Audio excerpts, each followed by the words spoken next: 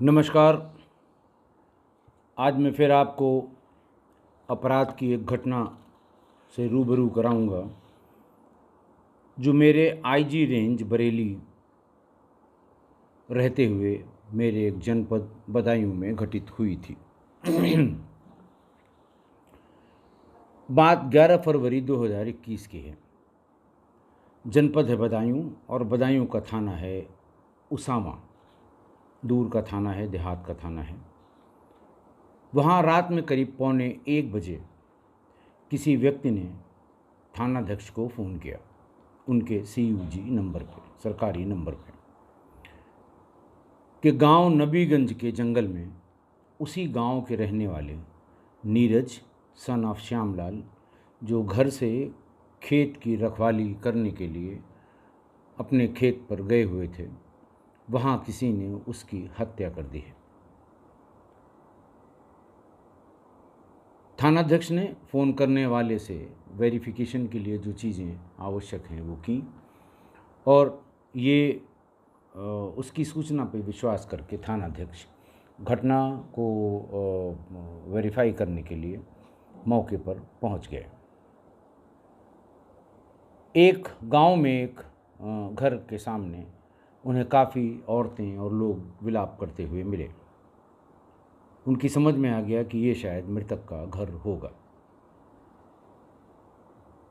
थोड़ी देर रुक के वहाँ उन लोगों से पूछा तो उन्होंने बताया कि हाँ, नीरज का घर यही है। और कई लोग नीरज की बॉडी को देखने के लिए जंगल की तरफ जा रहे थे। थानाध्यक्ष उसामा भी घटनास्थल पर पहुंच गए। उन्होंने देखा खेत के बगल के एक चक्रोट के किनारे नीरज की लाश पड़ी हुई है। उसके गर्दन पर उसी की शॉल से कस के एक फंदा लगाया हुआ है। घटना वेरीफाई हो गई और तुरंत वायरलेस से उन्होंने सभी को सूचना दी।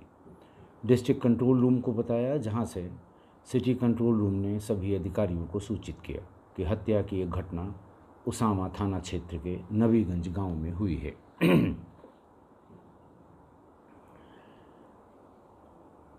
चूंकि वो खुद रात 2 बजे पहुंचे और जंगल का रास्ता बहुत अच्छा नहीं था, तो लिहाजा ये मान के चले कि अधिकारी भी और हमारी यूनिट्स भी वो सब भोर होते होते ही पहुंच पाएंगी। फरवरी के जाड़े की सर्द रात थी। सवेरा हर हाल में कोहरे के साथ होता है। वापस जाने की न सोच के थानाध्यक्ष उसी गांव में रुक गए कि वापस जाऊंगा, फिर सवेरे अधिकारी लोग आएंगे, फिर आऊंगा, और फिर आने जाने में ही बीत जाएगा, कोई बहुत समय मिलेगा नहीं। गांव में ही रुक गए, लोगों से पूछताछ शुरू की, बैकग्राउंड के बारे में पूछताछ शुरू की, पारिवारिक जो उनके परिवार का स्ट्रक्चर था उसके बारे में पूछताछ की। और इसी बीच मृतक की पत्नी सुमन उससे एक तहरीर लेकर थाने पर मुकदमा अपराध संख्या 25/21 धारा 302 IPC अज्ञात के विरुद्ध कायम करा दिया गया। सुबह होते होते 10 बजे के आसपास सारी टीम्स भी पहुंच गईं। फॉरेंसिक वालों को सिवा कुछ फुटप्रिंट के कुछ नहीं मिला। जंगल बहुत बड़ा था, जंगल के बीच बीच में ये खेत थे।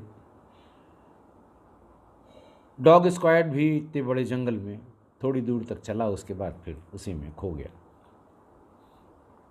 क्राइम ब्रांच और सर्विलांस वाले कुछ अपना नंबर लेकर हेडक्वार्टर की तरफ चले गए कि इनकी प्रोसेसिंग करनी है और एनालाइज करना है। आ गए CO भी कंसर्न सर्किल के और SP ग्रामीण भी। सब लोगों ने घटनास्थल का निरीक्षण किया। कुछ और बहुत करने को था नहीं। पंचायतनामा की कार्रवाई पूरी की गई और शव को पोस्टमार्टम के लिए भेज दिया गया। दूरी ज़्यादा होने के कारण शव पोस्टमार्टम में मॉर्चरी हाउस में देर शाम पहुंचा और अगले दिन यानी 12 फरवरी 2021 को डिस्ट्रिक्ट हॉस्पिटल के डॉक्टर SM जुनैद मेहंदी ने पोस्टमार्टम किया। और जैसा एक्सपेक्टेड था पंचायतनामा के समय कि शरीर पर कोई चोट के निशान नहीं थे, गर्दन में कसाव के निशान थे, नीलगु निशान जैसा गर्दन कसने पर या गला दबाने पर होता है, उसके सिवा कोई भी एक्सटर्नल इंजरी बॉडी में नहीं थी। और PM रिपोर्ट में भी यही आया, cause of death due to asphyxia as a result of throttling, यानी गला दबाने के कारण सांस रुकने और दम घुटने से मृत्यु का अनुमानित समय 24 घंटे बताया गया। जहां मृतक अपने खेत की रखवाली करने के लिए गया था, यानी जहां उसकी डेड बॉडी मिली थी, वहीं से 200-300 मीटर की दूरी पर गांव के ही राम किशोर और निखिल आदि भी अपने खेतों की रखवाली उसी समय करते थे। और ये भी बताया गया कि जहाँ इसकी बॉडी मिली है और जिस समय ये बॉडी मिली है उस समय भी ये लोग अपने खेतों की रखवाली करते थे। खेतों की रखवाली का मतलब जब फसल तैयार होने लगे तो चूँकि जंगल के बीच में ये सब था तो जंगली जानवर इसमें बहुत ज़्यादा तंग करते थे, फसलों को ख़राब करते थे। तो उनकी रखवाली के लिए लोग अपने अपने खेतों में रात में ज़रूर आते थे, क्योंकि वो झुंड में चलते हैं जंगली जानवर, खासकर नीलगाय 10-10, 20-20, 50-50 के झुंड में, और जिस खेत में घुस गए उस खेत का सत्यानाश कर देते हैं। ये मान के चला गया कि ये दोनों भी बगल में मौजूद थे। 200-250 मीटर की बात है। जब इसकी हत्या की गई होगी तो ज़रूर कुछ न कुछ हल्ला गुल्ला हुआ होगा और इन लोगों ने देखा भी होगा। क्या कारण है कि ये कुछ बताने को तैयार नहीं है। निखिल अखिलेश को थाने पर लाया गया और उनसे हर प्रकार की पूछताछ की गई। पूछताछ करते करते जब वो बोलने के काबिल भी नहीं रह गए तो थोड़ा बहुत उनका उपचार करा के उन्हें घर जाने दिया गया, क्योंकि ये साफ हो गया कि इन्हें वास्तव में कोई जानकारी नहीं है। सर्विलांस वालों से पूछा गया कि आपके पास अब तक की विवेचना, अब तक की एनालिसिस में कुछ निकला हो तो विवेचना को आगे बढ़ाया जाए। सर्विलांस वालों ने हाथ खड़े कर दिए। उन्होंने कहा बहुत ज़्यादा जंगल होने की वजह से, एक तो वहाँ मोबाइल नेटवर्क बहुत कम आता है, जिन लोगों को गांव में बात करनी होती है उन्हें बाहर निकलना होता है, और कभी कभी गांव में घर के भीतर से भी बातें हो जाती हैं। ऐसे में कोई भी जो सर्विलांस की जो ट्रिक्स हैं वो कोई भी काम नहीं कर पाई, और उन्होंने साफ मना कर दिया कि अब तक की जानकारी में सर्विलांस से हमें कुछ नहीं मिला। डॉग स्क्वाड को भी दोबारा लाया गया, लेकिन उससे भी कुछ हासिल नहीं हुआ। बहुत बड़ी जगह थी, बहुत जंगल था, और घटनास्थल से अपने घर तक आने का बहुत लंबा रास्ता था मृतक का। तो थोड़ी दूर तक तो जाता था वो, लेकिन फिर गुम हो जाता था, आगे बढ़ नहीं पाया। 3 दिनों तक थाने की टीम उसी गांव में बनी रही। तमामी पूछताछ अगल बगल, गांव प्रधान, महिला पुरुष, कोई बात आगे बढ़ी नहीं। वादी मुकदमा यानी मृतक की पत्नी सुमन से पूछताछ करने के लिए थाने की महिला सब इंस्पेक्टर और महिला पुलिसकर्मी बुलाई गई। अलग से उससे बहुत लंबी पूछताछ हुई, लेकिन उसने भी कोई ऐसी बात नहीं बताई जिससे विवेचना में आगे बढ़ा जा सके। सारी पूछताछ के बाद महिला उप निरीक्षक ने थानाध्यक्ष को ये बताया कि वो महिला गांव की है और कम उम्र की है, गांव की रिहाइश होने के बाद भी बहुत सुंदर है। और महिला सब इंस्पेक्टर का ये मानना था कि ये कहीं न कहीं उस महिला से संबंधित आशनाई का मामला हो सकता है। इस दिशा में प्रयास करने के लिए एक बार फिर से सारी टीमें गईं। महिला सब इंस्पेक्टर की बात समझ में आई कि ये महिला से रिलेटेड कोई बात होगी, क्योंकि वो बहुत गांव के हिसाब से वो शार्प भी है और कम उम्र की है और सुंदर बहुत है। इस बिंदु पर लोगों से अलग से पूछताछ की गई। अड़ोस पड़ोस के नवयुवकों से भी पूछताछ की गई कि इन्हें ज़्यादा जानकारी होगी।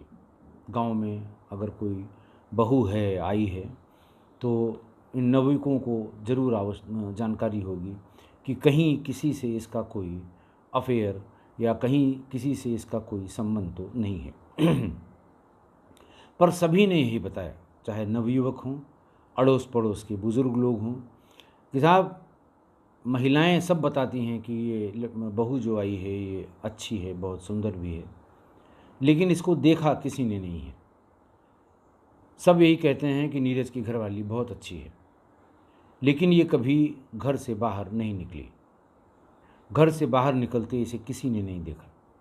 कभी ये बाजार हाट भी अपने पति के साथ नहीं जाती। एक आध शादी में, गांव की एक शादी में जब भी ये गई, परिवार के साथ गई और पूरे घूंघट में रही। इसलिए किसी को बहुत आइडिया नहीं था कि वो कौन है, कैसी है, क्या उसके हाव भाव हैं। और किसी के साथ किसी तरह के कोई चक्कर या संबंध की बात भी किसी ने नहीं बताई। लोगों को कहना था जब वो बाहर ही नहीं निकलती तो क्या बता दिया जाए। घर में किसी का आना जाना बहुत ज़्यादा हो, ये भी तस्दीक नहीं हुआ। 4 दिन हो गए, विवेचना जस की तस जहाँ की तहाँ पड़ी हुई थी। हालांकि ये कम आबादी वाला गांव था।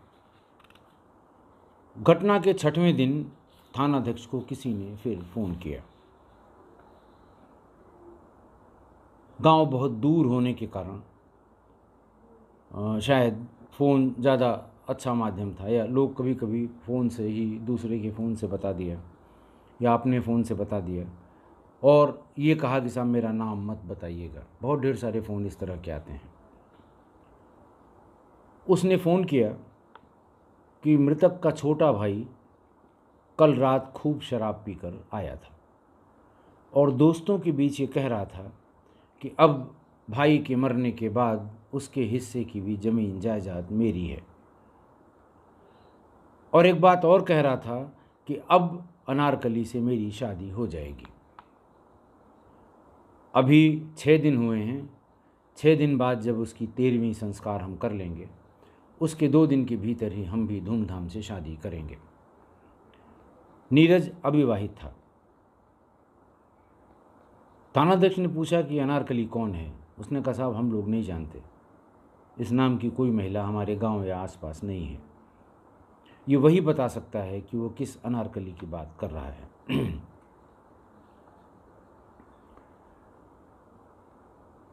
थानाध्यक्ष ने कहा कि उसका भाई तो पूरी रात और पूरा दिन छाती पीट पीट कर रोता रहा।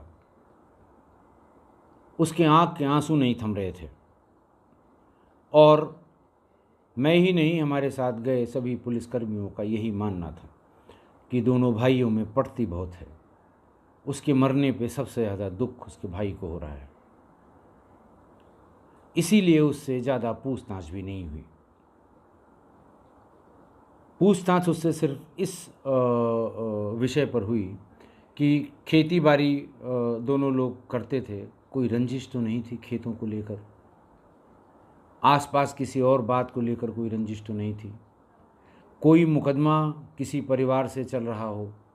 इस तरह की बात केवल ये जानने के लिए कि हमें कोई लीड मिले उससे पूछी गई थी। इसके अलावा कभी उस पर दबाव डाल के कोई बात नहीं पूछी गई, क्योंकि उस पर शक करने का कोई कारण नहीं था। थानाध्यक्ष ने तुरंत नीरज के छोटे भाई धीरज को थाने पर बुलवा लिया। थानाध्यक्ष स्वयं पूछताछ करने लगे। और उसके पहुंचते ही पहला सवाल यही किया, अनारकली कौन है? धीरज साफ मुकर गया कि मैं नहीं जानता। फिर थानाध्यक्ष ने पूछा, कल तुमने शराब पी थी? उसने कहा, हाँ साहब पी थी। उनका साथ में कौन कौन थे? धीरज ने अपने 3 दोस्तों के नाम बता दिए। उसी समय फोर्स को भिजवा के उन तीनों को भी थाने पर लाया गया। तीनों से अलग अलग पूछताछ हुई। उनसे ये पूछा गया कि कल तुम लोगों ने शराब पी, कहाँ पर पी, कब इकट्ठा हुए, किसने पिलाई? उन तीनों ने कहा कि साहब शराब धीरज ने पिलाई और सबको पिलाई। हालांकि ऐसा वो कभी नहीं करता। पैसा इकट्ठा किया जाता है, सब लोग अपना अपना हिस्सा या जिसके पास कम ज़्यादा है इकट्ठा करके शराब और उसके साथ जो भी कंपोनेंट लिए जाते हैं वो सब मंगा के बैठ के पीते हैं। तीनों का कहना कि हम लोगों को भी बड़ा ताज्जुब हुआ और हमने पूछा भी कि आज किस बात की खुशी है जबकि तुम्हारा भाई अभी मरा है। तो उसने कहा, अरे भाई मरा है, इसी को गम गलत करने के लिए आज मुझे खूब दारू पीनी है, तुम लोग भी मेरे साथ शराब पियो।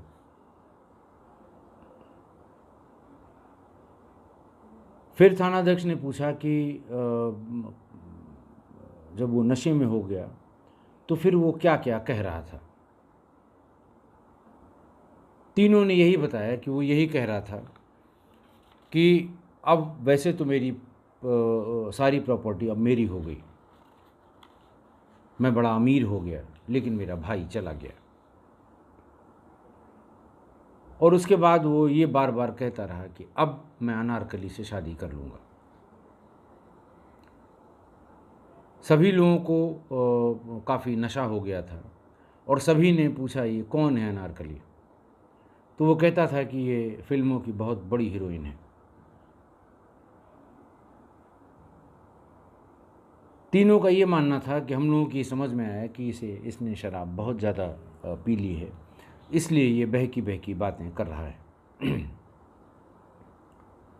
थानाध्यक्ष ने धीरज को सामने करके इन तीनों से ये बात पूछी और उन्होंने वही बात रिपीट की कि इस जगह शराब पी, इतने पैसे में धीरज ने शराब पिलाई। पूछने पर कि आज क्यों इतना मेहरबान हो, यही कहा कि भाई की मौत हुई है, गम गलत करने के लिए पीना बहुत ज़रूरी है। और बहुत ज़्यादा पीने के बाद ये कहता रहा कि अब मैं पूरी प्रॉपर्टी का अकेला मालिक हूँ, लेकिन ये भी कहता था कि लेकिन मेरा भाई चला गया। और नशा होने पे वो कहता था कि अब मैं अनारकली से शादी कर लूँगा। इतना सुनते ही धीरज चुप हो गया। समझ में आ गया थानाध्यक्ष को भी और जो उनके विवेचना के सहयोगी थे कि कुछ न कुछ दाल में काला है। उन तीनों दोस्तों को वहाँ से जाने के लिए कह दिया गया, क्योंकि वो तीनों बातचीत से और लंबी पूछताछ से ये लगा कि ये सिर्फ उसके दारू दोस्त हैं, इनका बहुत कुछ लेना देना नहीं है। फ्री की शराब मिल गई, बैठ के खूब पिया। तीनों को भेज के फिर धीरज से अध्याय वाली पूछताछ शुरू हुई। काफ़ी रजिस्ट करने के बाद, काफ़ी सहन करने के बाद धीरज टूट गया और उसने बताया कि भाभी बहुत ही खूबसूरत हैं, बहुत सुंदर हैं। शादी के बाद जब से आई थी तब से मैं भाई की चोरी चोरी उनकी ज़रूरत का सारा सामान बाज़ार से ला कर दिया करता था। वो कभी मेरे भाई से अपने ज़रूरत के सामान के लिए नहीं कहती थी। कभी कभी अगर भाई ने पूछ लिया ये कहाँ से आया तो बता देती थी कि मैंने मंगाया है भाई से। और कभी कभी भाई से पैसा ले लेती थी और धीरज को बता देती थी कि पैसा हमने ले लिया है और हम यही बताएंगे कि तुम्हारे पैसे की है। और धीरे धीरे भाभी से मेरे संबंध हो गए। हम लोगों ने एक दूसरे का पुकारने का नाम रख दिया। भाभी मुझको सलीम कहती थी, मैं उनको अनारकली कहता था। इसी बीच में भाभी ने धीरे धीरे ये कहना शुरू किया कि ऐसे छुप छुप कर मिलना कब तक होगा। और एक दिन उन्होंने इशारे से ये भी कहा कि भाई को रास्ते से अगर हटा दो तो पूरी प्रॉपर्टी के तुम मालिक होगे, मैं तुमसे शादी कर लूँगी, इत्मीनान से हम लोगों की ज़िंदगी कटेगी, पैसा भी बहुत कम नहीं रहेगा, ठीक ठाक हमारे पास पैसा होगा, हम लोग खूब घूमेंगे, शहर चलकर फिल्म देखेंगे। इस तरह की बात उसकी भाभी ने उससे कही। धीरज ने कहा कि कुछ दिन तो मैं इसको टालता रहा,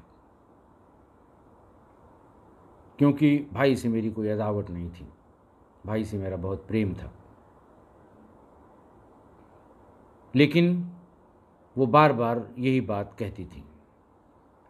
घटना वाले दिन जब दिन में भाई हमारा चला गया खेती किसानी के काम से, तो भाभी ने आकर बहुत तल्खी में कहा कि तुमसे कुछ नहीं होगा, आज तुम्हारी सारी हरकत मैं तुम्हारे भाई को बता दूंगी, और एक बार भाई को पता लगा तो फिर तुम मुझसे कभी नहीं मिल पाओगे, और हो सकता है भाई तुम्हारा तुमको मार डाले। धीरज का कहना था कि ये सुनकर मैं डर गया कि अगर ऐसा किया तो भाई क्या सोचेंगे, और हो सकता है गुस्से में वो कोई इधर उधर उल्टा सीधा काम भी कर दें। उसी दिन धीरज ने कहा, मैंने ये तय कर लिया कि आज शाम को भाई को अपने रास्ते से हटा दूंगा। उसको पता था कि एक दिन उनके भाई और एक दिन वो खेतों की रखवाली के लिए जंगल की तरफ जाते हैं। कहाँ रुकते हैं, कहाँ बैठते हैं, कहाँ सोते हैं, सारी बातें पता थी। और उस दिन वो जल्दी घर से निकलकर भाई का इंतज़ार वहीं करता रहा। भाई जब आ गए, इत्मीनान से बैठ गए, तो पीछे से आकर मैंने उनका गला दबा दिया थोड़ी देर, और गला ऐसा दबाया कि उनकी आवाज़ न निकलने पाए, क्योंकि मुझे पता था कि आसपास भी कुछ लोग खेतों की रखवाली करते हैं। थोड़ी देर में जब भाई निढाल हो गए तो मुझे ऐसा लगने लगा कि शायद अभी मरे नहीं हैं। जाड़े का दिन था, भाई ने 2-2 शॉल ओढ़ रखी थी। एक शॉल को निकालकर उसका फंदा बनाकर भाई के गले को अच्छी तरह कस दिया। थोड़ी देर में भाई की मौत हो गई।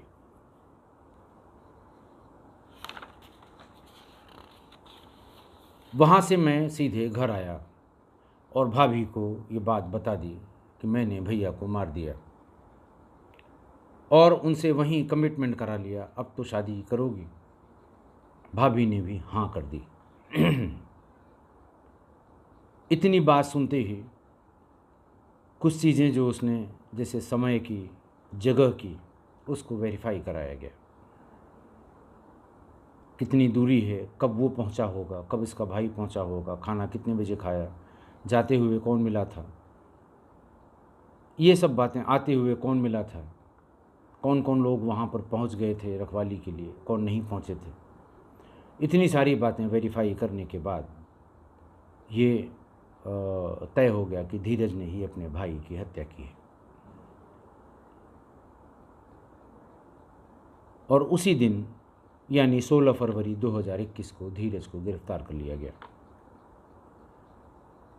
और 21 फरवरी को सभी गवाहों और सरकमस्टांशियल एविडेंस के साथ सारे कागजात चार्जशीट नंबर 1/21 अदालत में सबमिट कर दी गई। धीरज अभी भी जेल में है और ट्रायल का वेट कर रहा है। घटना फिर वही रिश्तों के कत्ल की है, और कारण भी फिर वही अवैध अनैतिक संबंध थे। मैंने पहले भी 2 बार या 3 बार आपको बताया है कि मार्च 2020 में या कोरोना फेज़ 1 में जब लॉकडाउन हुआ, वो लॉकडाउन बहुत तगड़ा वाला लॉकडाउन था। लोग घर से बाहर झांकने की भी हिम्मत नहीं करते थे। अज्ञात सा भय लोगों के दिमाग में था। और वो मार्च से अक्टूबर तक जो इस तरह की घटनाएं हुई हैं, हालांकि ये घटना फरवरी में है, लेकिन परिणति उसी की है जो उस बीच में हुआ था, कोरोना काल में जो हुआ था। लोग जब घरों में कैद हुए तो फिर इस तरह की आपराधिक प्रकरणों की संख्या बहुत ज़्यादा बढ़ गई, कई गुना बढ़ गई सामान्य समय से। अब आप इसी से अंदाज़ा लगाएं कि मेरे जुरिस्डिक्शन के 4 ज़िलों में छोटा सा भूभाग है, अगर स्टेट से उसको कंपेयर किया जाए, बहुत ही छोटा सा भूभाग है। और कम से कम 15 प्रकरण तो मैं आपको बता ही चुका हूँ अलग अलग पार्ट्स में, उसी पीरियड के।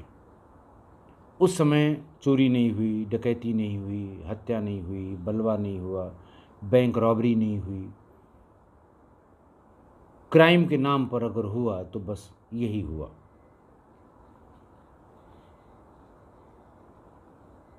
तो आप अंदाज़ा लगाएं कि एक छोटे से भूभाग में इतनी 15 तो वो घटनाएं जो किसी तरह से अज्ञात थीं या जिनमें पुलिस को मशक्क़त करनी पड़ी, या पुलिस ने बहुत अच्छी तरह से इन्वेस्टिगेट करके पकड़ लिया,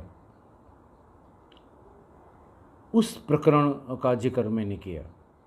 ऐसे तमाम प्रकरण हैं और जिसमें नामजद रिपोर्ट लिखाई गई, किसी ने देख लिया कि फ़लाँ ने फ़लाँ की हत्या की है, पकड़े गए, जेल भेज दिए गए। तो जब इतनी छोटी सी एरिया में इतनी बड़ी संख्या में घटनाएं हुई, तो प्रदेश में कितनी घटनाएं हुई होंगी। अपने ही प्रदेश नहीं, बाकी प्रदेशों को भी अगर आप देखें तो कितनी बड़ी संख्या में घटनाएं हुई होंगी, लेकिन ये हमारी आपकी नज़र में नहीं आई। स्थानीय समाचार पत्र जो सिर्फ उसी जगह पे, सर बड़े समाचार पत्र होते हैं, उस ज़िले का अलग एडिशन निकालते हैं जो उसी ज़िले में पढ़ा जाता है। यानी ये घटना जो मैं बता रहा हूँ बदायूं की, हो सकता है बरेली के अखबारों में न निकली हों, बल्कि 90 या 95% मैं कहता हूँ नहीं निकली होंगी, वो बदायूं तक ही सीमित होंगी। और दूसरा बड़ा कारण कि इस तरह के अपराध को पुलिस भी, समाज भी और बाकी लोग भी घरेलू मामला कहकर भुला देते हैं। अरे बोले घरेलू मामला है, हालांकि एक व्यक्ति की हत्या हुई है, एक व्यक्ति की जान गई है, लेकिन घरेलू मामला कह के सब लोग इसको भुला देते हैं। पुलिस और पब्लिक दोनों इस तरह की घटनाओं को बहुत ज़्यादा तरजीह नहीं देती, इसीलिए न अखबारों के हेडलाइन बनते हैं, न टीवी की ब्रेकिंग न्यूज़। पर असलियत तो ये है कि सामाजिक संबंधों और रिश्तों की जो ये दरकती दीवारें हैं, कभी न कभी हमको, आपको या सोसाइटी को सोचने पर मजबूर करेंगी कि इसे कैसे रोका जाए, क्या तरीका निकाला जाए, सामाजिक संरचना में क्या बदलाव लाए जाएं। ये जो 4 लोगों ने बैठ के सामाजिक नियम बना दिए हैं, इनको कैसे बदला जाए। अब इस प्रकरण में गलती किसी की भी हो, पर भाई ने भाई का कत्ल किया और देवर भाभी के रिश्ते को कलंकित किया, यही सच है, यही मूल है, यही समस्या भी है और इसी का समाधान भी होना है। आपका क्या मत है? आज के लिए इतना ही। बहुत बहुत धन्यवाद।